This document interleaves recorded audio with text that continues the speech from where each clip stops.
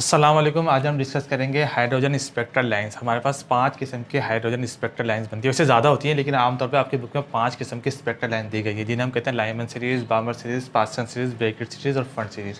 पहले हम डायग्राम देखते हैं। जैसे मिसाल के तौर पर आप देखिए, आपने सिलेंडर ले लिया या वैक्यूम ट्यूब समझ ले ली, उसको जो ना डिस्चार्ज ट्यूब से कनेक्ट कर, यानी कि आपने बैटरी से कनेक्ट कर दिया। इसमें से रेस पास करी। जब रेस प्रिज्म में से पास होंगी, गुजरेंगी, तो 5 किस्म की स्पेक्ट्रल लाइन में यानी वो हो जाएंगी, डिवाइड हो जाएंगी। तो ज़रा देखिए, पहली जो लाइन होगी लाइमन, दूसरी बामर, तीसरी पास्टन, चौथी ब्रैकेट और पांचवी फंड सीरीज़ कहलाएगी। पी साइलेंट होगा। अब ज़रा देखिए, आपके पास ये हाइड्रोजन का एक एटम है, उसके डायग्राम है आपके पास। जैसे मिसाल के तौर पर आपके पास है, फर्स्ट हम ले लेते हैं लाइमन सीरीज़।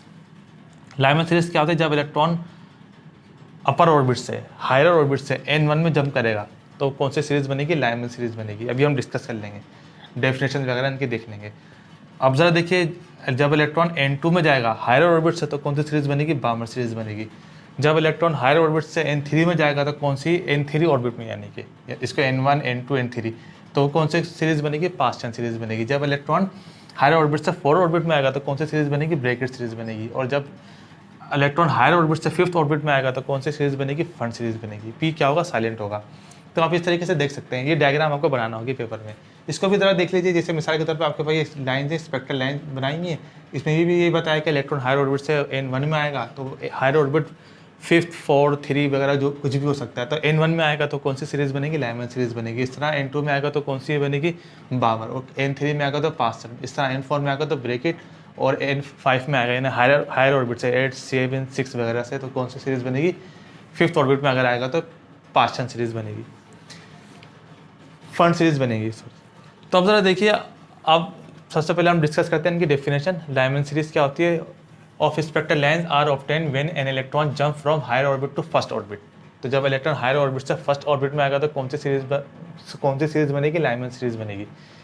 यानी कि अब इसका फार्मूला देखिए, वेव नंबर का फार्मूला जो हमने पहले सॉल्व कर लिया, अच्छी कैलकुलेशंस वगैरह, हमने एनर्जी भी निकाल ली, रेडियस भी निकाल लिया, तमाम चीज़ें हमने कर ली पहले। तो वो हायर ऑर्बिट क्या हो सकता है? N2, 2, 3, 4, 5 हो सकता है N1 में आएगा तो इस तरीके से हम इसको लाइमन सीरीज़ को ले सकते हैं। तो ये क्या होती है? Between visible light and X rays. ये जो रीजन होता है आपके पास, अल्ट्रा वायलेट रीजन में ये पाई जाती है। अल्ट्रा वायलेट रीजन क्या होता है? विजिबल लाइट और एक्सरे के दरमियान होता है। तो ये आप ध्यान में रखिएगा। इसी तरह बामर सीरीज़ देख लीजिए। Electron jump from higher orbit यानी सेकेंड ऑर्बिट, क्या कह सकते हैं इसको हम? सेकेंड ऑर्बिट कह दीजिए, second orbit. These spectral lines lies in visible region। ये विजिबल रीजन में पाई जाती है, जो नज़र आने वाला समझ लीजिए। इसका सोर्स सन वगैरह भी हो सकता है।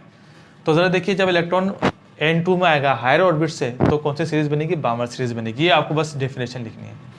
पास्टन सीरीज़ क्या होती है ये भी देख लीजिए।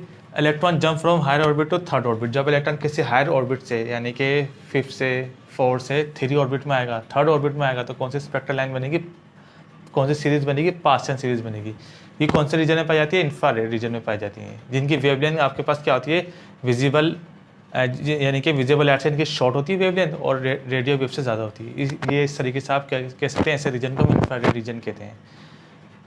तो इसका फार्मूला क्या होगा? वेव नंबर का RH रेडबर्ग कांस्टेंट है आपके पास 1/3² - 1/n²।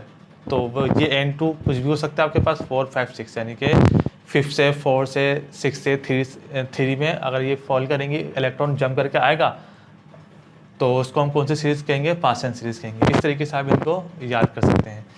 ब्रैकेट सीरीज़ देख लीजिए। When electron jump from higher orbit to 4th orbit. जब इलेक्ट्रॉन किसी हायर ऑर्बिट से 4th ऑर्बिट में आएगा, 5th भी हो सकता है वो हायर ऑर्बिट, 6 भी हो सकता है, 7 भी हो सकता है, 4th में आएगा तो कौन सी सीरीज़ बनेगी? ब्रैकेट सीरीज़ बनेगी। तो ये क्या कहलाती है? ये कौन सा रीजन कहलाता है? ये आपके पास ये भी इंफ्रारेड रीजन कहलाता है। ठीक है, तो अब ज़रा देखिए, इसका भी फार्मूला देखें। वेव नंबर क्या होगा? ये RH ये कांस्टेंट होगा 1/4² - 1/n²। वो N2 आपके पास 5, 6, 7 वगैरह हो सकता है। इस तरह देखिए, फंड सीरीज़ पी साइलेंट है। जैसे हम साइकोलॉजी में पी साइलेंट पढ़ लेते हैं, नमूनिया, सोडोपोडिया वगैरह में पी साइलेंट होता है। इस तरीके से इसमें भी फंड सीरीज़ में भी पी साइलेंट होगा। तो ज़रा देख लीजिए इनको भी। Pfund series is obtain when electron jump from orbit to higher orbit to 5th orbit. जब इलेक्ट्रॉन हायर ऑर्बिट से 5th ऑर्बिट में जंप करता है, वो हायर ऑर्बिट आपके पास 6 भी हो सकता है, 7, 8, 9 कुछ भी हो सकता है, तो उसको हम फंड सीरीज कहते हैं। तो ये फार इंफ्रारेड रीजन में ये समझ लें इसकी वेवलेंथ होती है। फार इंफ्रारेड रीजन, इनका जो रीजन होता है फार इंफ्रारेड रीजन होता है फंड सीरीज़ का। अब जरा देखिए इसके वेव नंबर का फॉर्मूला क्या होगा, 1/5² माइनस 1/n²। वह n2 कुछ भी हो सकता है, 6, 7, 8, इस तरीके से आप लिख सकते हैं। अब जरा देखिए, मैंने जैसे आपने पहले भी पढ़ा था हाइड्रोजन का रेडियस निकालते बाद कि हाइड्रोजन में एक इलेक्ट्रॉन सिंगल इलेक्ट्रॉनिक सिस्टम या मोनो इलेक्ट्रॉनिक सिस्टम होता है, यानी इसमें एक ऑर्बिट होना चाहिए। लेकिन यहाँ आपने देखेंगे बहुत सारे ऑर्बिट हैं, तो एक किसी भी एटम में इनफाइनाइट नंबर ऑफ ऑर्बिट्स हो सकते हैं। हालांकि नंबर यानी इलेक्ट्रॉन तो इसमें एक ही है, लेकिन इसमें जो ऑर्बिट है नंबर ऑफ ऑर्बिट क्या हो सकते हैं, इनफाइनाइट हो सकते हैं, कोई मसला नहीं। इसलिए क्या है 1 2 3 4 5 n1 n2 n3 n4 n5 तक दिया हुआ है। इस तरीके n6 n7 भी हो सकता है। तो इस तरीके से आपके पास क्या थी, सीरीज़ थी स्पेक्ट्रल सीरीज़ हाइड्रोजन की, तो इनको आप याद कर लीजिएगा। एक बात और नोट कर लें, बामर सीरीज़ जो है सबसे पहले डिस्कवर हुई थी, लाइमन सीरीज़ डिस्कवर नहीं हुई थी, बामर सीरीज़ सबसे पहले डिस्कवर हुई थी। तो अगर MCQ वगैरह में आप पूछ लें तो ये आपको पता होना चाहिए। क्यों? क्योंकि ये जो विजिबल रीजन में पाई जाती है, इनका जो रीजन होता है वो विजिबल रीजन, जिसको हम देख सकते हैं इजीली, तो विजिबल रीजन, तो ये ध्यान में रखिएगा ज़रा।